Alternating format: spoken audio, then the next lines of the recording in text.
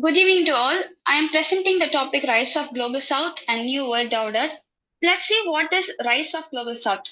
It is reshaping the global order, shifting power dynamics, and challenging traditional Western led structures, impacting the global economies and geopolitics. The shift is characterized by increased economic growth, increasing of the economic growth, the emergence of alternative institutions, assertive diplomacy that is confident, and a greater demographic influence from nations in the global south.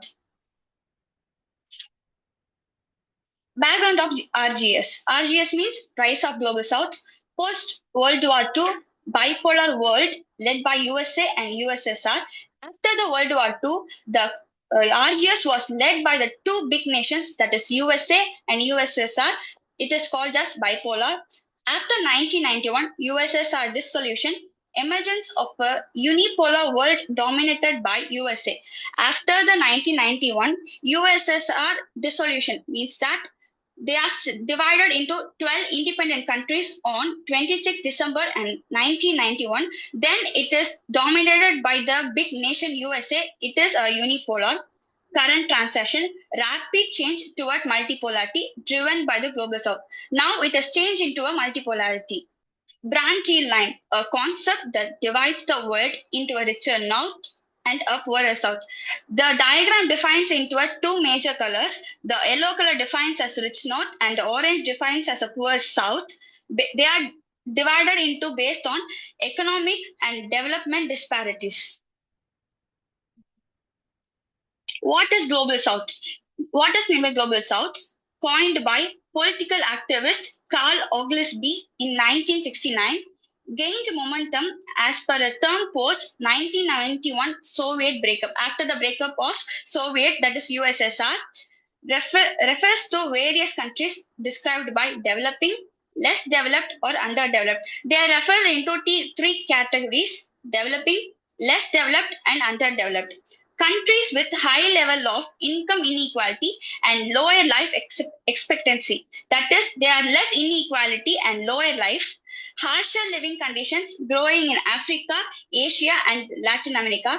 Harsher living conditions means that challenges to survive and well-being due to the factors like extreme temperature, limited resource, and poverty. The term is more of geopolitical than geographical.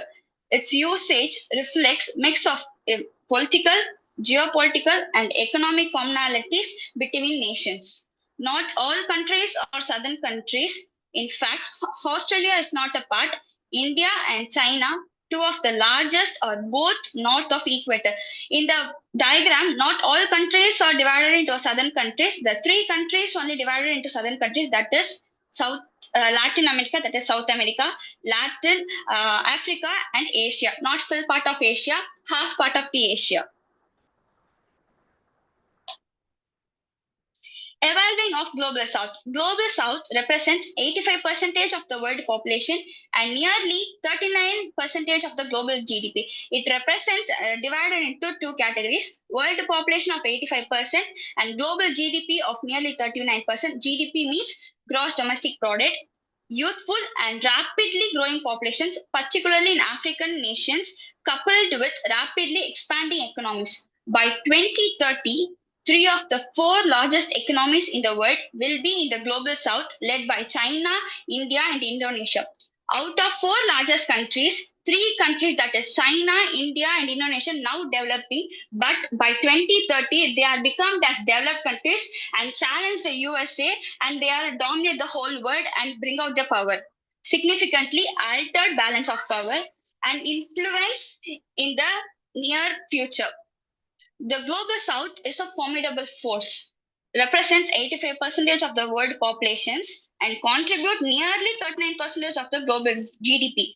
Has youthful and rapidly growing populations. They are rapidly growing populations. As cited before, three out of the four largest economies in the world by 2030, that is India, China, and Indonesia. Global impact. Global South is emerging as a significant voice in international politics, challenging the bipolarity led by USA and USSR. Global South is emergingly increasing, and they are challenging the big nation that is USA and USSR. Inevitable differences between member states, there remains sufficient area of cooperation as the unity is not defined by geographical boundaries but by geopolitical, economic, and even domestic political stances. They are not equal in geographical boundaries, but they are equal in geopolitical, economic, and even domestic political stances. This unity position, this unity gives them the formidable force that is force without any fear, capable of challenging existing geopolitical and economic system.